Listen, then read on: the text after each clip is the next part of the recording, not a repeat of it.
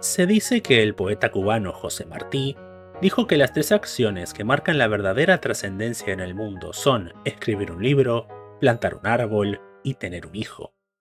Según esta frase, son estos actos los que no solamente nos realizan como seres humanos, sino que además transmiten la idea de un legado para las futuras generaciones, desde el traspaso del conocimiento hasta la gestación de algo que no vamos a poder ver. Esto es una prueba más de que, por norma general, vemos el tener hijos como un aspecto que completa las vidas de los seres humanos, independientemente de lo que cada persona individual sienta al respecto. Esto podemos verlo también en, como no podía ser de otra manera, la ficción. Me voy a dar el gusto de generalizar para que el punto al cual quiero llegar se entienda. Si en muchas obras clásicas, sobre todo de aventura o fantasía, las figuras paternas de muchos de los personajes estaban fuera de la historia o directamente morían para que la trama pudiera dar inicio, en el último par de décadas vemos cómo la figura del padre o la madre es cada vez más fundamental en muchas narrativas. Esto no es casual, sino que responde al paso del tiempo y cómo este influye en los creativos. Es por esto por lo que Kratos pasó de ser un eterno solitario motivado únicamente por la ira y los deseos de venganza en la saga griega de God of War, a convertirse en un padre devoto que busca redención a través de su hijo en la saga nórdica. En los años desde la PlayStation 2 hasta el advenimiento de la PlayStation 4, los desarrolladores de Santa Mónica formaron familias y empezaron a ver la vida desde otra perspectiva, la cual se terminó reflejando en su arte. Esto me lleva a preguntarme, ¿cómo define el cine lo que significa la paternidad en el presente?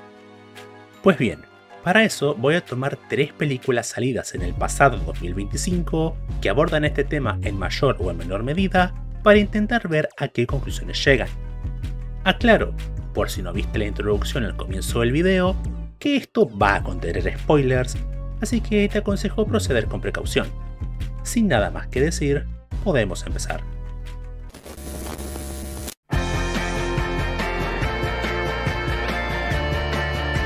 El inicio del nuevo universo DC marcó y sigue marcando polémica por un apartado concreto.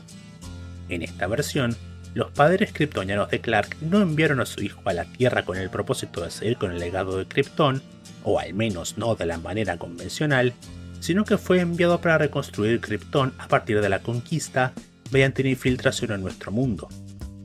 Esto de por sí fue visto con malos ojos por buena parte del fandom, más aún teniendo en cuenta que hay quienes consideran que los Kent no son, o no deberían ser, tan importantes para la construcción del lore de Superman. No estoy acá para decirles si esto es una buena decisión o no, o ni siquiera si su ejecución es buena o no para lo que quiere contar, sino que mi interés acá es contar qué creo que quiere hacer y, de última, dejar que cada quien saque sus propias conclusiones.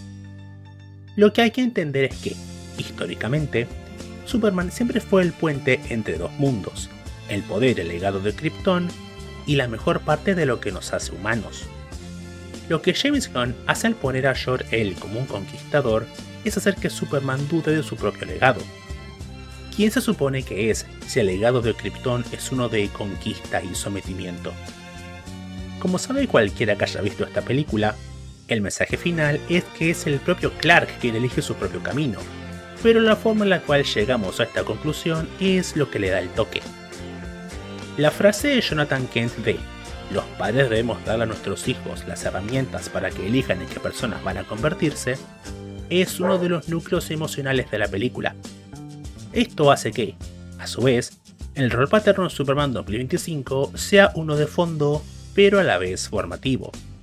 Al quitarle a Superman su rol como heraldo del legado kryptoniano, James Gunn hace que Clark se centre en su costado más humano, ese que fue inculcado directamente por los Kent. Esto se trata, entonces, de una representación de la paternidad que aún sigue siendo convencional, las figuras paternas como tutores y guías de nuestros protagonistas. De nuevo, no estoy diciendo que esto sea mejor o peor que el canon de los cómics, y tampoco digo que esto esté mejor o peor ejecutado en la película. Mi opinión acá no es importante para el punto al que quiero llegar. Lo que digo es que, al final del día, esto es lo que James Gunn pretendió expresar. Les dejo a ustedes el pensar si está bien ejecutado o no.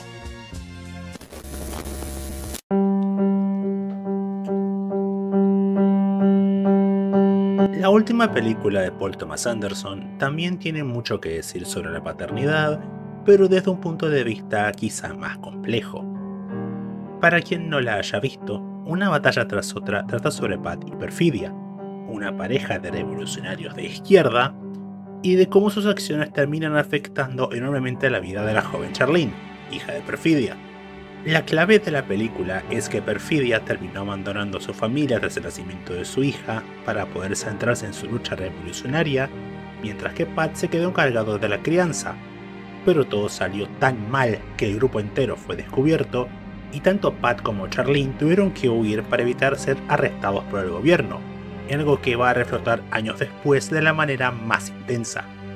Como dije en mi crítica a la película, uno de los temas centrales de Una batalla tras otra es cómo critica a buena parte de los pseudo-revolucionarios de izquierda al mostrarlos como gente más interesada en alimentar sus propios egos que en generar algún cambio real.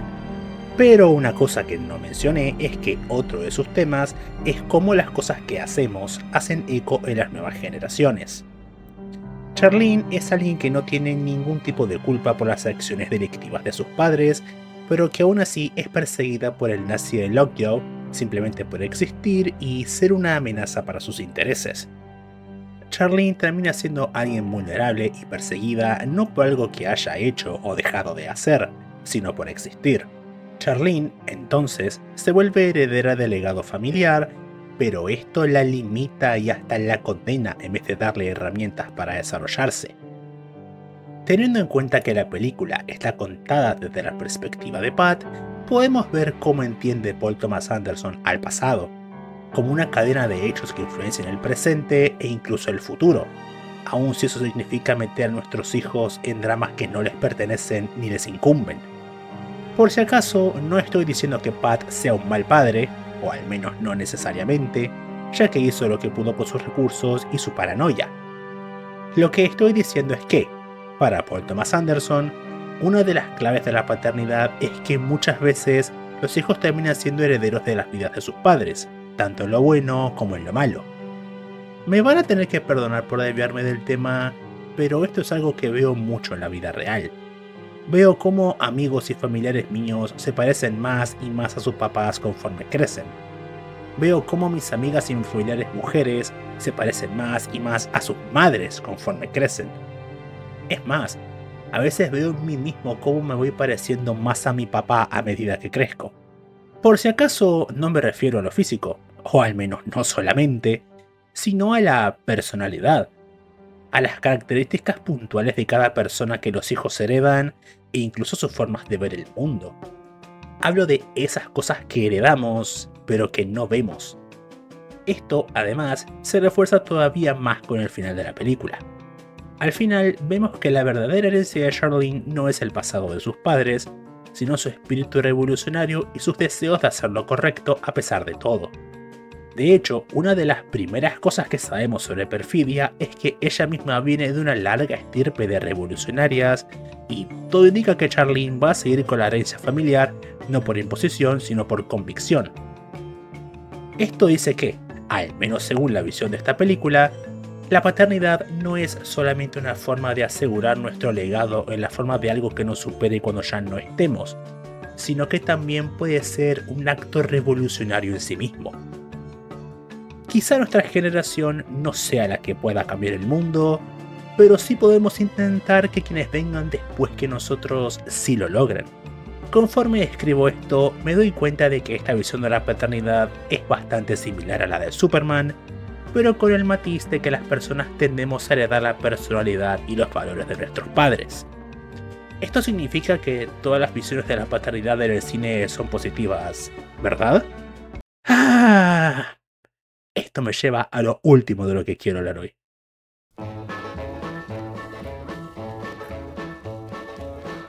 No les voy a mentir.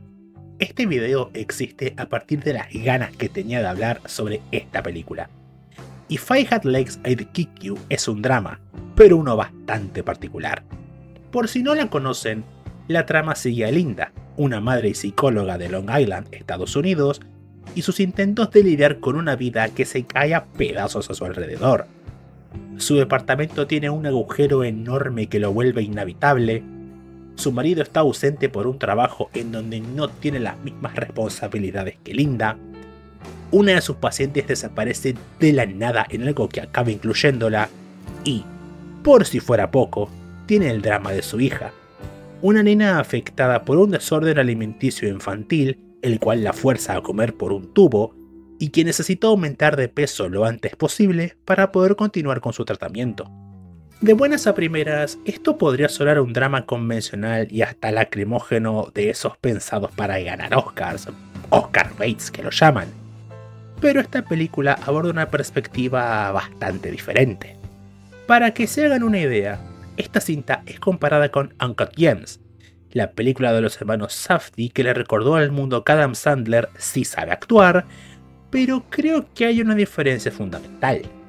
En Uncut Gems, el personaje de Adam Sandler toma las peores decisiones posibles y eso es lo que termina llevando a su caída. En If I Had Legs I'd Kick You, las decisiones prácticamente son forzadas sobre el protagonista a medida que los días van pasando, y esto pasa del modo más realista posible. Entonces, ¿en qué se parecen estas dos películas como para que la gente diga eso? En realidad es simple, en lo abrasivas que resultan. Linda es una mujer que se va autodestruyendo de a poco por situaciones que están mucho más allá de su control y que no sabe cómo gestionar adecuadamente. Es alguien que duerme poco y mal porque pasa las noches drogándose y mirando películas viejas. Es alguien a la que el tiempo le pasa tan rápido que tiene enormes problemas para ubicarse temporalmente. Y es alguien que no sabe balancear ningún aspecto de su realidad porque no tiene a nadie con quien contar, salvo por su psicólogo, el cual la puede ayudar solo hasta cierto punto. Las escenas en esta película pasan y pasan y pasan de manera agónica porque sabes que esta mujer se está haciendo daño, tanto a sí misma como a quienes la rodean. Pero también sabes que no hay nada significativo que ella pueda hacer para revertir esta situación. En el medio de todo esto, además, está la hija de Linda. La hija es una nena de la cual nunca vemos su cara, pero cuya presencia está en absolutamente todo momento de la cinta.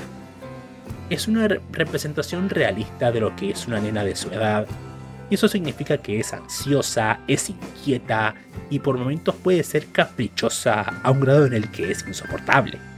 Claramente no significa que sea una mala persona, pero sí que es una fuente enorme de estrés para Lydia, la cual ya de por sí tiene un mundo emocional y hasta material que se está derrumbando.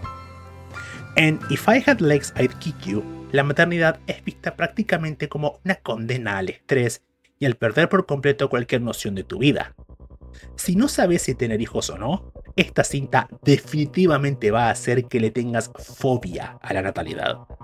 Las escenas en donde sale la hija de Linda son asfixiantes y te van a terminar hartando por lo insistente que es la nena y por la forma en la que se mueve la cámara. Pero ahora que ya no está en los cines, o al menos hasta donde yo sé, vos como espectador, aunque sea, podés elegir pausar la película si se pone demasiado pesada, aun si no lo recomiendo. Linda no tiene esa opción. Y además tiene que lidiar con eso constantemente, y no solo cuando nosotros lo vemos. Es innegable que el amor que Lydia siente hacia su hija está ahí, pero esta es una de esas historias en donde el amor no solamente no alcanza, sino que contribuye a empeorar la situación. If I Had Legs I'd Kick You nos recuerda una verdad muy incómoda sobre la maternidad.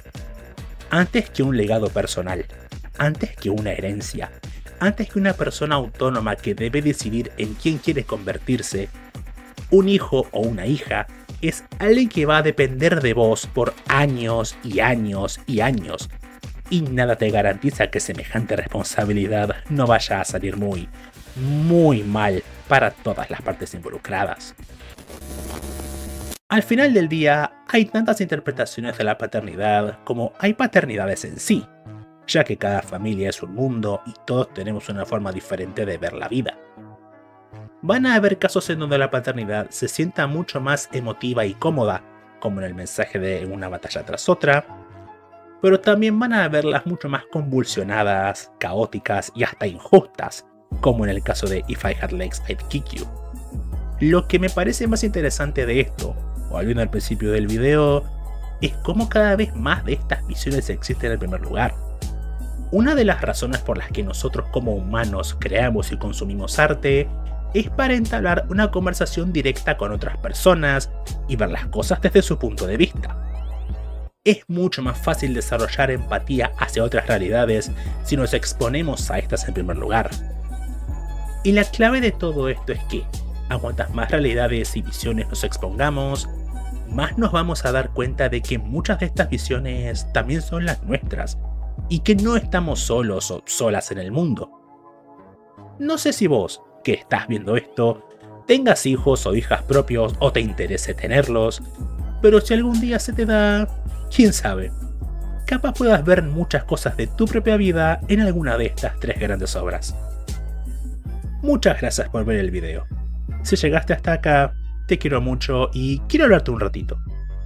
Si te gusta la cultura pop pasada a través de análisis temáticos con el ocasional video sorpresa de vez en cuando, puedes suscribirte acá. Subo video todas las semanas y tu apoyo es fundamental para que este proyecto despegue. Si este video todavía no te convenció, te dejo estos 2 por acá para que termines de tomar una decisión. Hasta entonces, de nuevo, muchas gracias por haber visto. Soy Ñarle y te deseo una buena semana.